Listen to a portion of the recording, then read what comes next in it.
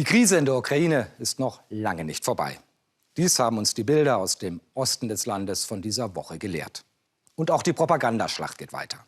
Eine der zentralen Fragen ist dabei, wer ist verantwortlich für das Blutbad, dem im Februar Dutzende Demonstranten und Polizisten zum Opfer fielen und das schließlich auch zum Sturz des Präsidenten Janukowitsch führte. Wer also waren die Todesschützen auf dem Kiewer Maidan? Die vom Westen unterstützte Übergangsregierung hat sich letzte Woche festgelegt. Präsident Janukowitsch und seine Sonderkommandos tragen demnach allein die Schuld für die Toten. Doch an dieser Version gibt es jetzt erhebliche Zweifel, wie die Recherchen von Philipp Jahn, Olga Sviredenko und Stefan Stuchlik zeigen. Was geschah am 20. Februar 2014 in Kiew? Aufgeheizte Stimmung aus den ursprünglich friedlichen Demonstrationen ist ein Bürgerkrieg geworden. Teile der Demonstranten haben sich bewaffnet, rücken in Richtung Regierungsgebäude vor. In einzelnen Trupps versuchen die Demonstranten, auf die Institutsstraße zu gelangen. Der blutige Donnerstag. Einzeln werden Demonstranten erschossen, viele von den Dächern umliegender Gebäude.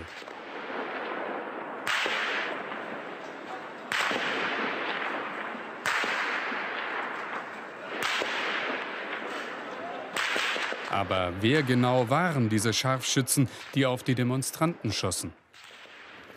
Diese Frage beschäftigt die Kiewer bis heute. Zu Hunderten kommen sie täglich an den Platz des Massakers.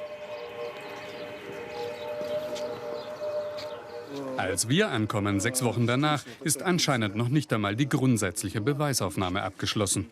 Sergei, ein Waffenexperte, ist einer der vielen unabhängigen Ermittler, die eng mit der Staatsanwaltschaft zusammenarbeiten und die Ermittlungen in Gang halten.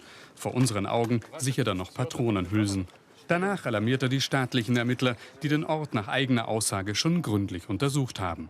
Erstaunlich, während sie noch arbeiten, hat sich ihre vorgesetzte Behörde in einer Pressekonferenz schon festgelegt, wer die Schuldigen sind. Mit dem heutigen Tag klagt die Staatsanwaltschaft 12 Mitglieder der Spezialeinheit Berkut des Mordes an friedlichen Demonstranten an. Der damalige Präsident Janukowitsch befehligte direkt diese Spezialeinheit Berkut. Die neue Regierung sagt also, die alte Regierung Janukowitsch wäre für das Blutbad verantwortlich. Doch was geschah wirklich am 20. Februar? Fest steht, die Demonstranten rückten auf der Institutsstraße Richtung Regierungsgebäude vor. Von gegenüber gerieten sie unter Feuer. Vom Dach des Ministerkabinetts, der Zentralbank und weiteren Regierungsgebäuden. Doch schon früh gab es Hinweise, dass sie auch im Rücken getroffen wurden, von ihrer eigenen Zentrale aus vom Hotel Ukraina. Aber welche Beweise gibt es dafür? Zum einen ist da dieses Video, das augenscheinlich beweist, dass der Oppositionelle mit dem Metallschild von hinten getroffen wird.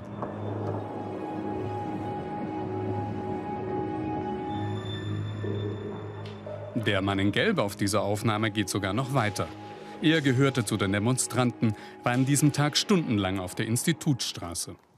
Er heißt Mikola. Wir treffen uns mit ihm am Ort des Geschehens. Er sagt uns, es wurde sogar mehrfach in den Rücken der Opposition geschossen.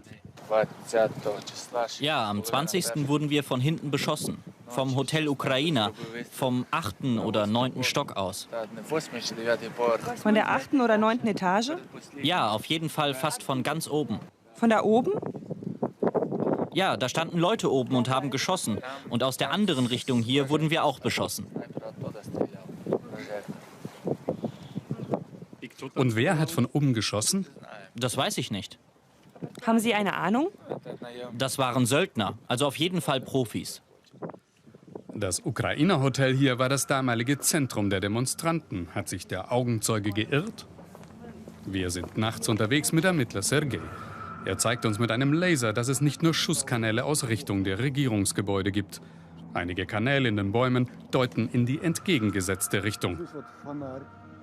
Wenn man durch Austrittsloch und Einschussloch leuchtet, oben ins Hotel Ukraina, damals die Zentrale der Opposition. Das aber passt schlecht zur Version des Generalstaatsanwalts, der uns nach Tagen Überzeugungsarbeit endlich empfängt. Er ist von der neuen Regierung eingesetzt, gehört dem rechtsnationalen Flügel der damaligen Opposition an, der umstrittenen Swoboda-Partei. Wir können wirklich heute schon sagen, nach allen Beweismitteln und Expertisen, die wir in der Hand haben, wer prinzipiell schuld an den Sniper-Attacken ist. Der damalige Präsident Viktor Janukowitsch, der ehemalige Verwaltungschef und der ehemalige Innenminister Sachaschenko.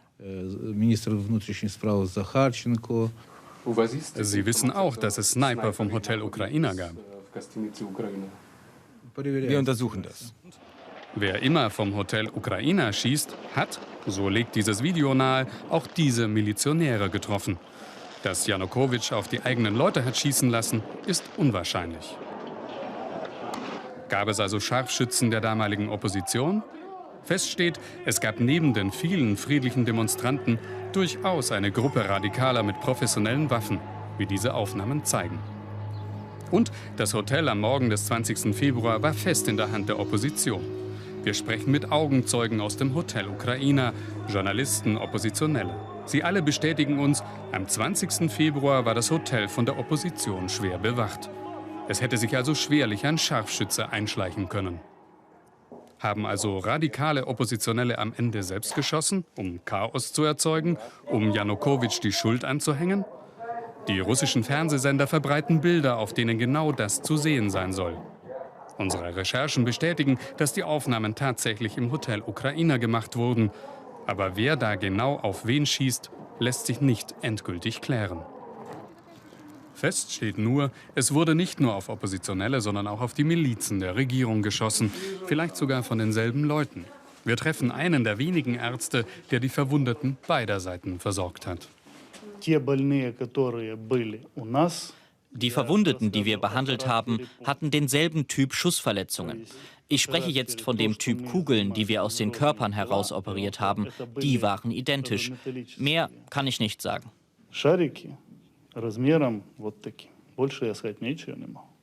Aber die haben Sie Bei der Miliz und bei der Opposition gefunden.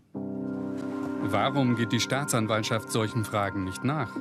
Der deutsche Außenminister und die Europäische Union haben bereits im Februar per Abkommen festgestellt, dass die Schuldfrage in der Ukraine ein politisch zentrales Thema sei.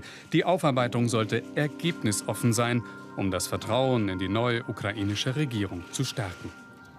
Doch mittlerweile mehren sich die Zweifel, ob wirklich sachgerecht ermittelt wird, auch bei den eigenen Mitarbeitern. Wir sprechen mit einem hochrangigen Mitglied der Ermittlungskommission.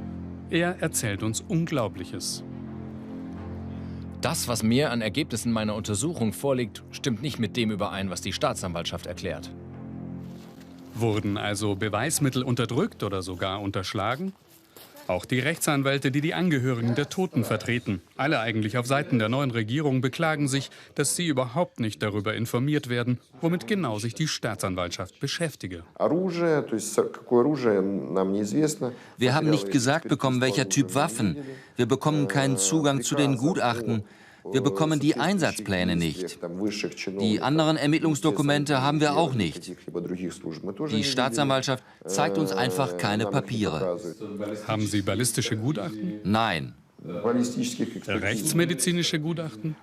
Ich durfte in den Obduktionsbericht reingucken, aber nicht kopieren. Ballistische Gutachten habe ich nicht bekommen. Ein Anwalt der Verletzten geht sogar noch weiter. Wir kommen alle an keine Ermittlungsprotokolle ran. Und wenn Sie mich fragen, gibt es dafür einen einfachen Grund. Es wird nicht richtig ermittelt. Ich als Anwalt der Verletzten sage Ihnen, die Staatsanwaltschaft ermittelt nicht richtig. Die decken ihre Leute, die sind parteiisch, so wie früher. Die wollen wie in der Sowjetunion oder unter Janukowitsch alles unter der Decke halten. So ist das. Der blutige Donnerstag. Über 30 Menschen werden an diesem Tag in Kiew ermordet. Ein Blutbad im Zentrum einer europäischen Großstadt. Unsere Recherchen zeigen, dass in Kiew schon Schuldige präsentiert werden, obwohl es auch zahlreiche Hinweise gibt, die in Richtung Opposition weisen, Spuren, die nicht verfolgt werden. Und möglicherweise gibt es auch noch andere Kräfte, die an den Schießereien beteiligt waren. Die Kiewer Generalstaatsanwaltschaft ist sich in ihrer Einschätzung sicher. Wir sind es nicht.